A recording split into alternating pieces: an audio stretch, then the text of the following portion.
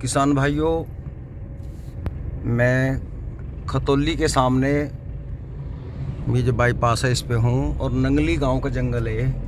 भाइयों, इस गांव का गन्ना देखिए आप, कितना सुंदर खड़ा है।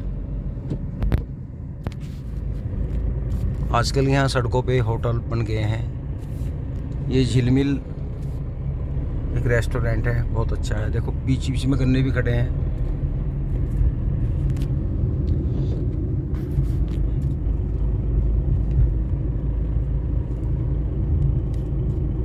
ये देखिए बहुत अच्छा है। ये कौन सा है, इसका नाम नहीं पढ़ा जा रहा।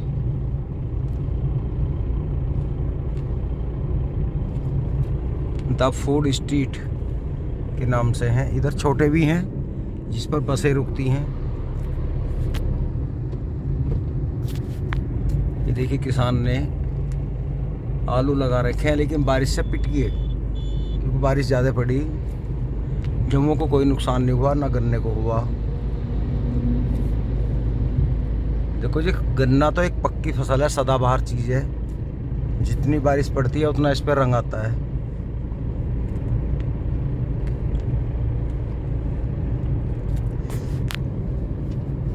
यहाँ से मुजफ्फरनगर 18 किलोमीटर है, पत्थर लगा हुआ है। किसान भाइयों, मैं कुछ आपको जानकारी देता हूँ अपने अनुभव। एक बार की बात है, मेरे एक मित्र ने मुझसे कहा, और बड़ा खास मित्र था मेरा वो, कि तुम्हें फलाने गांव का प्रधान गाली दे रहा था। और मुझे बर्दाश्त नहीं हुआ, मैंने उसको मना कर दिया। तो एकदम मुझे गुस्सा है, मैंने 2-4 गाली पाड़ दी एकदम। कोई बात नहीं। किसी प्रोग्राम में वो प्रधान मेरे सामने आ गया। पहले तो उसने आँख से काटी और मैंने भी आँख से चढ़ा ली। मेरी याद आ गई, मगर इसने मुझे गाली दी थी। तो मैंने कहा, आप प्रधान जी गाली भी देते हो और आँख भी दिखाते हो। उसने कहा, तुमने दी मुझे गाली। क्या थोड़ी सी बहस सी हुई, फिर हमारी बात खुलने लगी।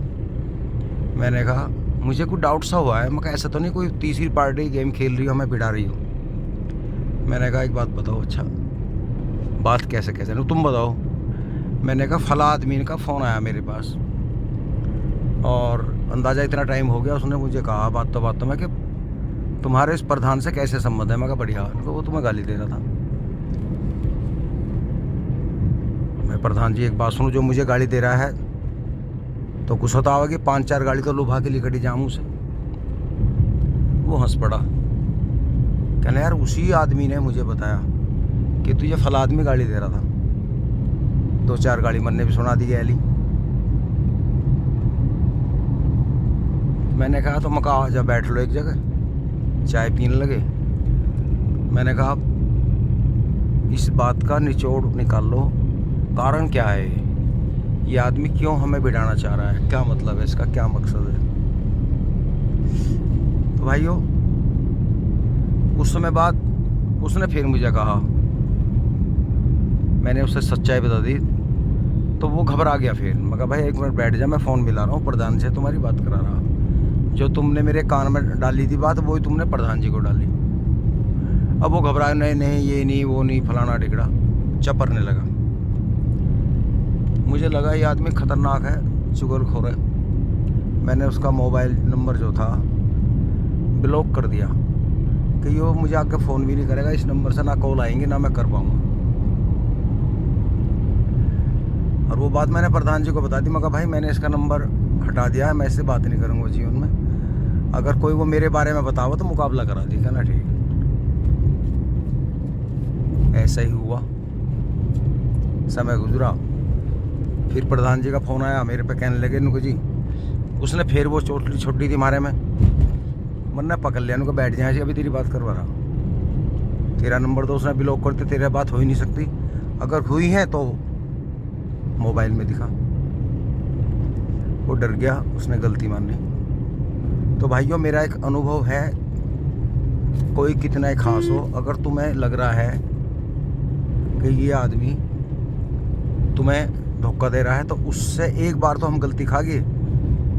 मेरा कहने का तात्पर्य ये है, उस आदमी से बचो। परमात्मा भी ये कहता है, अगर तुमसे एक बार गलती हो जा तो वो गलती दोबारा नहीं होनी चाहिए। एक बार की गलती को तो परमात्मा भी माफ़ कर दे, क्योंकि कारण क्या है, ज़्यादातर लपड़े झपड़े उसके साथ जाते हैं जो गलती पे गलती करते चले जा।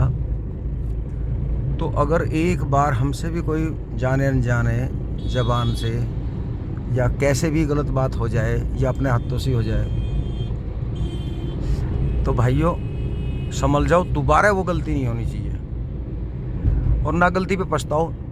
अगर हम मलाल करते रहेंगे, गिल्टी महसूस करेंगे, तो हम जो है ना लेफ़्ट में चले जाएं। लेफ़्ट का मतलब है कुछ नियम है, चक्र होते हैं हमारे शरीर में।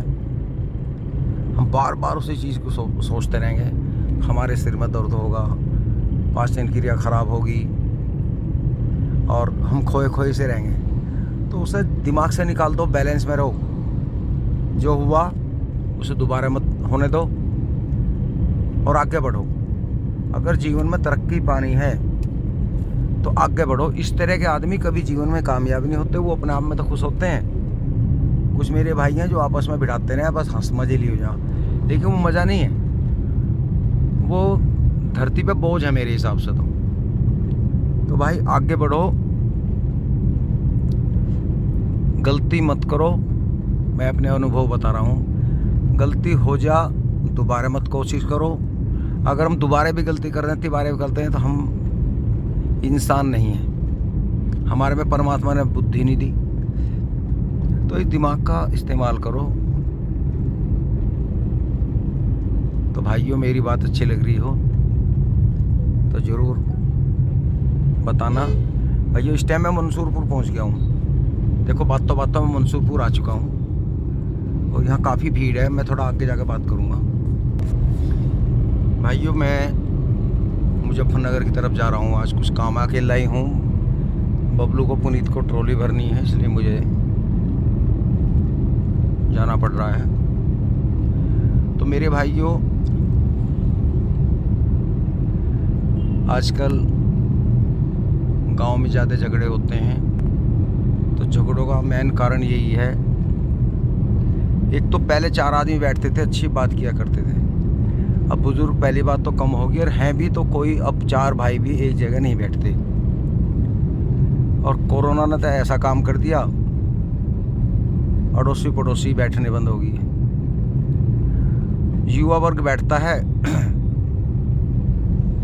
उसमें 90% जो है चुचाकड़ी बात होती हैं।